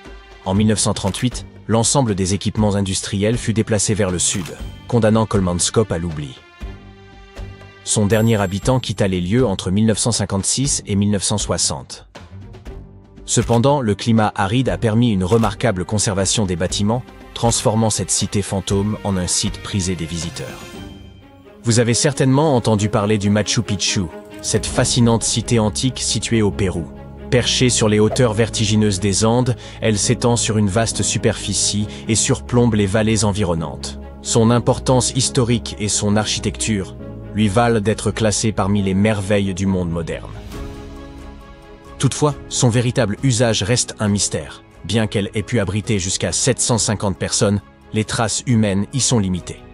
Certains avancent qu'il s'agissait avant tout d'un lieu spirituel ou cérémoniel, tandis que d'autres le voient comme un luxueux centre de villégiature destiné à l'élite inca. La présence de vastes terrasses suggère une fonction agricole expérimentale ou un rôle commercial. Une autre hypothèse, plus surprenante, évoque l'éventualité d'une prison, en raison de la découverte d'un espace ressemblant à une cellule. Il est intriguant de constater qu'aujourd'hui encore, les archéologues et les historiens peinent à comprendre comment cette cité a été édifiée. Saviez-vous que les Incas n'auraient probablement pas utilisé de roues pour transporter les matériaux? Pourtant, d'énormes blocs de granit ont été hissés jusqu'au sommet escarpé des Andes, alors même que leur poids était considérable. Certains estiment que des centaines d'ouvriers unissaient leurs forces pour faire progresser chaque roche jusqu'au sommet. Les gigantesques pierres du Machu Picchu sont si parfaitement ajustées qu'aucune fissure n'est visible entre elles. Ce détail remarquable confère à la structure une incroyable résistance au séisme, un atout majeur dans un pays comme le Pérou, sujet aux secousses telluriques. Mais comment ces blocs parviennent-ils à rester en place malgré les séismes? Ils subissent en réalité de légers déplacements avant de retrouver spontanément leur position d'origine, donnant l'impression d'une danse naturelle. Certains avancent que des cales en bois humidifié auraient été employées pour stabiliser les pierres, mais cette hypothèse semble peu compatible avec l'ampleur des constructions. Les bâtisseurs du Machu Picchu semblent également s'être passés de bêtes de somme et d'outils en fer. Ils ont dû façonner et assembler chaque élément à la seule force de leurs mains. De surcroît, la citadelle repose sur une faille tectonique, ce qui a nécessité le déplacement de vastes quantités de roches et de terre afin d'aplanir le terrain. On pense même que la véritable prouesse se cacherait sous la surface, où des fondations profondes et un ingénieux système de drainage assurent la stabilité du site. D'ailleurs, un réseau hydraulique souterrain, jusque-là inconnu, a récemment été mis au jour grâce à la numérisation 3D. Les Incas n'utilisaient pas de mortier pour assembler les blocs de granit, mais leur travail était si précis qu'il est impossible d'y glisser une feuille de papier. Une hypothèse suggère que les artisans employaient des outils de pierre constitués de matériaux plus durs que les blocs façonnés. Stonehenge n'était pas un sanctuaire mystique permettant de voyager à travers le temps. Il fut en réalité édifié dans l'espoir de façonner un avenir différent. De récentes recherches ont révélé que ce monument aurait probablement été conçu comme un moyen de rassembler les Bretons insulaires durant une période de division. L'élément central de cette hypothèse repose sur la pierre de l'autel, la plus emblématique du site. Pendant des années, les scientifiques ont supposé que les pierres composant Stonehenge, dont la pierre de l'autel, provenaient des collines de Preseli, situées non loin, dans le pays de Galles. Ainsi, le site aurait été l'œuvre d'une communauté locale, en l'occurrence des peuples néolithiques, ayant exploité des matériaux facilement accessibles pour ériger un tertre cérémoniel, un calendrier solaire et un site funéraire réunis en un seul lieu. Cette certitude a été ébranlée par une découverte majeure. En 2018, des études avancées ont révélé que la pierre de l'autel provenait en réalité de la région de la Tay, dans le nord-est de l'Écosse, soit à plus de 640 km du site de Stonehenge. Des pierres similaires ont été identifiées dans des monuments écossais. En effet, la pierre de l'autel appartient à la catégorie des pierres couchées, disposées à l'horizontale. Or, ces structures se retrouvent fréquemment dans des cercles mégalithiques en Écosse et sont une particularité propre à la région. Cette découverte a suscité de nouvelles réflexions parmi les archéologues. Peut-être Stonehenge ne se limitait-il pas à un projet local, mais représentait-il plutôt une entreprise commune impliquant diverses tribus réparties à travers toute la Grande-Bretagne. Pour mieux saisir cette hypothèse, il faut remonter à environ 3000 avant notre ère, une époque où la Grande-Bretagne ne constituait pas encore une entité politique unifiée. Elle était alors morcelée en une mosaïque de tribus, notamment issues d'Europe du Sud et de l'Est, chacune préservant ses propres traditions et croyances. En tant qu'île, la Grande-Bretagne a connu de nombreux bouleversements démographiques. Sa population était principalement composée d'agriculteurs, descendants de peuples venus du Moyen-Orient, qui s'étaient établis sur ces terres il y a environ 6000 ans. Ce groupe prospéra jusqu'en 2500 avant notre ère, moment où une nouvelle vague migratoire, originaire des régions correspondant aux actuels Pays-Bas et à l'Allemagne, fit son apparition. Ces nouveaux arrivants, désignés sous le nom de culture campaniforme, furent à l'origine d'un profond bouleversement démographique qui marqua la fin du néolithique et les périodes qui suivirent. Leur appellation provient d'un type distinctif de céramique qu'ils confectionnaient et qu'ils utilisaient notamment pour accompagner leurs défunts dans leur dernier voyage. Il est fort probable que les habitants autochtones aient mal accueilli ce repeuplement de leur territoire. Selon les chercheurs, Stonehenge aurait ainsi été érigé comme une tentative de rassemblement des populations néolithiques originelles et de réaffirmation de son emprise identitaire sur ces terres en mutation. L'édification du site aurait nécessité des efforts considérables, notamment pour transporter la pierre de l'autel depuis l'Écosse, sans bénéficier d'avancées technologiques comme la roue. Certes, celle-ci avait déjà été inventée en basse Mésopotamie. Mais faute de connexion au débit, les Bretons de l'âge de pierre en ignoraient encore l'existence. Face à cette crise territoriale, les communautés locales auraient mobilisé leurs ressources pour déplacer cette pierre jusqu'à la plaine anglaise de Salisbury, dans une tentative de réunification symbolique. Stonehenge n'a pas été construit d'un seul tenant. Son histoire remonte à environ 3000 avant notre ère, époque où le site se réduisait à un simple fossé circulaire bordé d'un talus, une structure connue sous le nom de henge. En son centre, des rondins de bois avaient été érigés, accompagnés peut-être de sculptures totémiques. Ce premier état du monument n'était pas encore marqué par la présence de pierres. Il servait vraisemblablement de lieu rituel et de sépulture. Des fosses de crémation datant de cette période y ont été mises au jour, faisant de Stonehenge le plus ancien site funéraire connu de Grande-Bretagne. Ce n'est qu'aux alentours de 2600 avant notre ère que les pierres bleues firent leur apparition. Cette appellation peut prêter à confusion, car ces roches ne sont pas vraiment bleues. Toutefois, lorsqu'elles sont fraîchement fracturées, elles révèlent la teinte bleuâtre qui leur a valu ce nom. Ces roches plus modestes proviendraient vraisemblablement des monts Preseli, situés dans le sud-ouest du pays de Galles, à environ 240 km de Stonehenge. Certains chercheurs avancent que les peuples anciens attribuaient aux pierres bleues des vertus curatives. Dès lors, il n'est pas anormal de supposer que cette croyance ait motivé les efforts considérables pour les acheminer jusqu'aux plaines de Salisbury. Vers 2500 avant notre ère, Stonehenge commence à prendre la forme que nous lui connaissons aujourd'hui. C'est à cette période que les imposantes pierres de Sarsen font leur apparition. Ces blocs colossaux, qui composent le célèbre cercle extérieur du monument, peuvent peser jusqu'à 25 tonnes chacun, soit l'équivalent de 3 éléphants d'Afrique empilés. On suppose également que c'est à ce moment-là que la pierre de l'autel aurait été transportée depuis l'Écosse pour être placée au cœur du site. La pierre de l'autel est la plus imposante des pierres bleues utilisées dans l'édification de Stonehenge. Aujourd'hui, elle repose à l'horizontale, au pied du plus grand trilithe du monument. Pour rappel, les trilithes désignent ces structures formées de 2 menhirs surmontés d'une pierre horizontale, constituant ainsi les arches les plus reconnaissables du site. C'est ici que l'histoire prend une tournure inattendue. Pendant près d'un siècle, les scientifiques ont cru que la pierre de l'autel provenait des collines de Preseli, tout comme les autres pierres bleues. Cela semblait logique. Si ces blocs étaient déjà transportés depuis le pays de Galles, pourquoi ne pas y prélever aussi une pierre particulière pour en faire un autel ?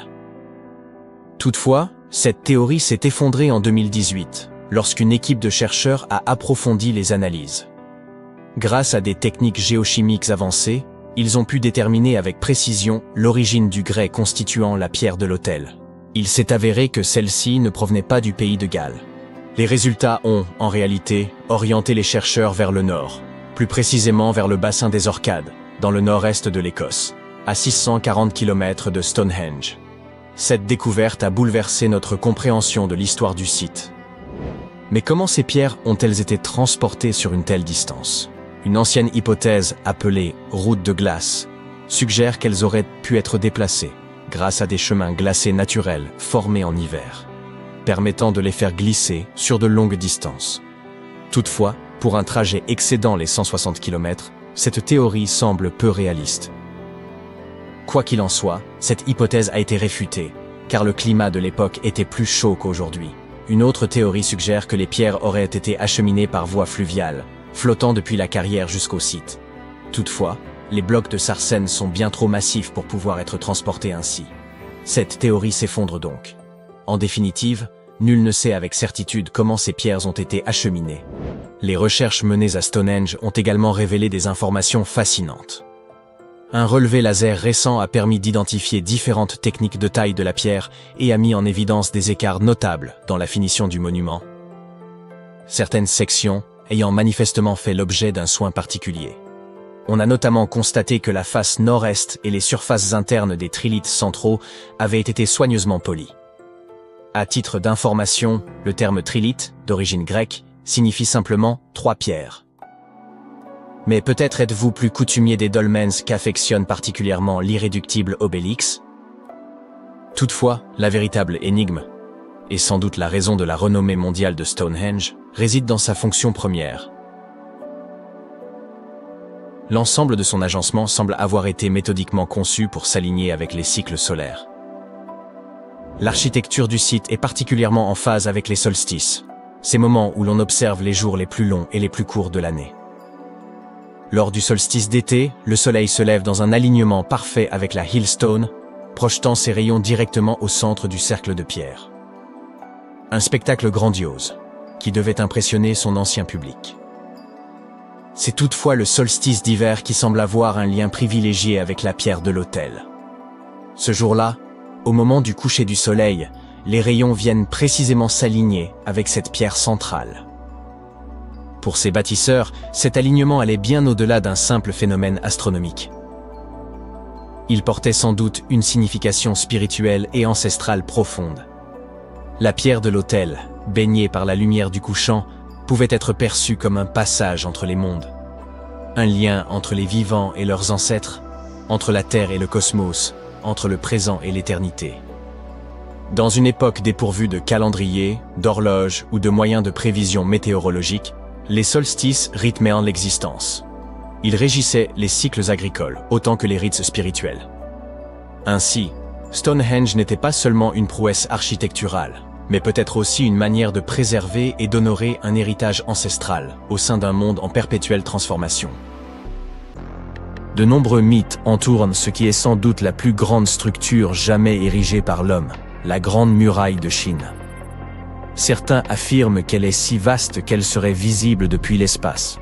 D'autres prétendent qu'on peut l'apercevoir d'aussi loin que la Lune. D'autres théories suggèrent que les bâtisseurs de la muraille seraient restés à l'intérieur.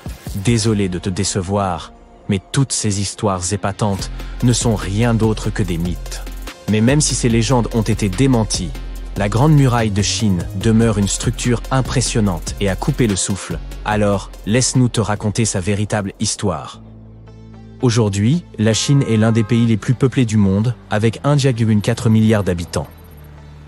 C'est aussi l'une des nations les plus anciennes au monde. Elle présente 3500 ans d'histoire, écrite ininterrompue. Mais la civilisation existait bien avant cela. Selon une théorie, alors que le continent européen par exemple, a probablement été colonisé par des humains venus d'Afrique, la Chine n'aurait pas été peuplée par des nomades venus d'ailleurs.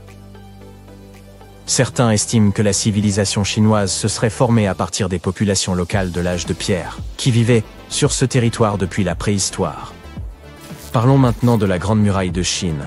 Elle était vraiment très grande, même selon les critères actuels, puisqu'elle s'étend sur plus de 2000 km. Pour mieux visualiser cela, c'est presque 5 fois la distance entre New York et Los Angeles. Voire même un peu plus que la distance entre le pôle Nord et le pôle Sud. Même à l'époque moderne, on n'a jamais construit quelque chose d'aussi grand. Bien sûr, la Grande Muraille de Chine ne s'est pas faite en un jour. 2 peut-être, tu peux continuer à compter. À vrai dire, la construction de la muraille aura duré des siècles.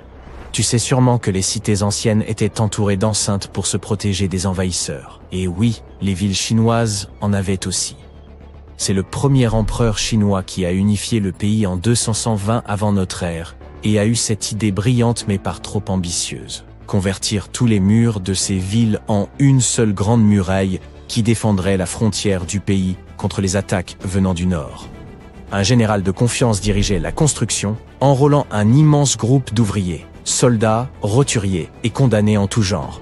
À l'époque, la muraille fut construite en terre battue et en bois. À certains endroits stratégiques, les sections du mur se chevauchaient pour assurer une sécurité maximale. Ces murs mesuraient en moyenne 8 mètres de haut. Mais la Grande Muraille ne ressemblait pas encore à la construction que nous connaissons aujourd'hui. Chaque empereur successif reprenait le projet de la Grande Muraille, la renforçant et l'étendant, la réparant, mais modernisant également ses techniques de construction. Certains utilisaient des briques, d'autres des blocs de granit et de marbre. Les tours de guet et les plateformes n'existaient pas non plus à l'origine. Elles furent ajoutées par les empereurs Ming. Ces tours permettaient de communiquer avec les autres sections de la muraille par des messages de fumée. Celle-ci est donc assez hétéroclite en termes de matériaux, mais cela ne fait qu'ajouter au charme de la construction et montre le temps et les efforts qu'elle a nécessités. Si certaines parties de la muraille sont restées debout pendant des siècles et sont toujours en bon état, c'est en partie dû à la farine de riz gluant. Il s'avère que ce mortier fait de riz est comparable à du ciment. Il est aussi solide qu'imperméable, scellant les briques si étroitement que même les mauvaises herbes sont incapables d'y pousser. On peut également remarquer que certaines briques portent des inscriptions gravées. Elles y ont été laissées par les ouvriers qui ont construit la muraille.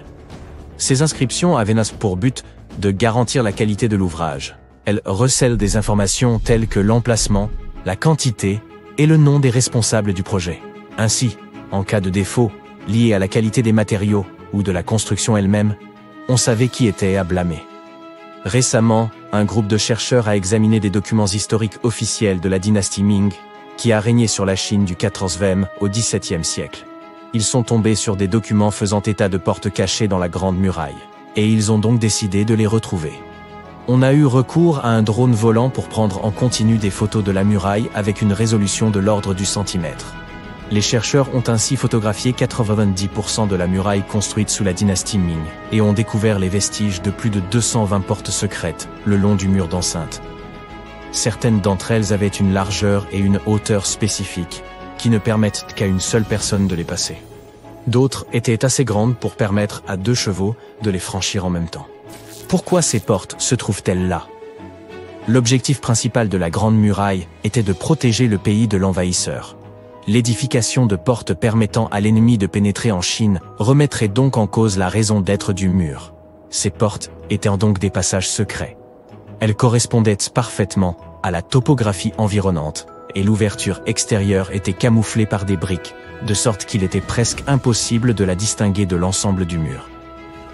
Mais la muraille ne remplissait pas seulement une fonction défensive, et elle n'a jamais été complètement close. Elle pouvait être ouverte sur demande. Cette structure était aussi utilisée pour les échanges et le commerce.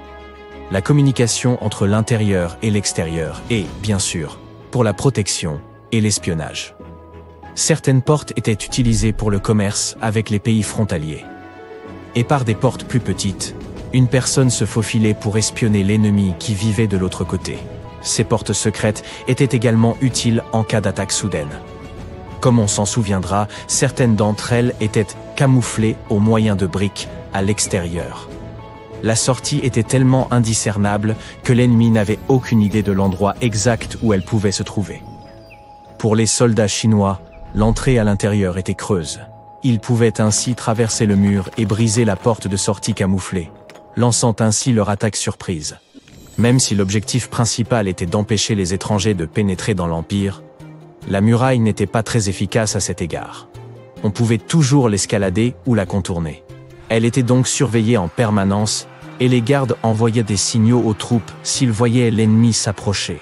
En outre, ce mur donnait davantage de temps pour mobiliser et renforcer les armées chinoises, ou pour attirer les troupes ennemies dans une position stratégique difficile. La construction s'est arrêtée à la fin du XIXe siècle, le mur ayant perdu son importance stratégique et militaire en raison des progrès technologiques. Au fil des siècles et jusqu'à aujourd'hui, seuls 8% de la Grande Muraille sont encore en bon état, le reste étant endommagé. En outre, environ un tiers de la muraille a disparu sans laisser de traces, en raison de l'érosion naturelle et des dégâts causés par l'homme. On peut donc dire qu'il ne s'agit plus que d'un joli vestige. Comme on s'en souviendra, les premières parties du mur ont été construites en pisé et en bois. Ce ne sont pas les matériaux les plus durables à l'échelle de plusieurs millénaires. En outre, les méthodes agricoles modernes destructrices ont transformé de vastes zones en désert et ont contribué à son érosion.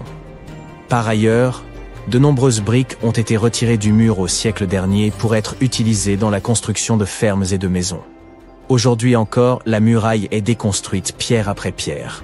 Mais cette fois, par les touristes. Bon nombre d'entre eux en emportent une en guise de souvenir. Cela fait beaucoup de pierres, sachant que plus de 10 millions de touristes visitent la Grande Muraille chaque année. Depuis 1987, la muraille est inscrite au patrimoine mondial de l'UNESCO, ce qui souligne son importance exceptionnelle pour l'humanité. La muraille est l'un des 56 sites chinois inscrits au patrimoine mondial, ce qui la place au second rang des pays dont les sites sont protégés par l'UNESCO. Qui est le premier, te demandes-tu? La première place, avec 58 sites inscrits patrimoine, revient à l'Italie. Et sais-tu que la muraille n'est pas seulement une célèbre attraction touristique, mais aussi le lieu du marathon de la Grande Muraille? Ce marathon, créé en 1999, est l'un des plus difficiles au monde. Tu l'auras deviné? Les participants courent le long de la muraille, y compris sur toutes ses marches. Il y a 3 distances, de sorte que les participants peuvent courir un marathon complet de 42 km, un semi-marathon de 21 ou un simple footing de 8 km.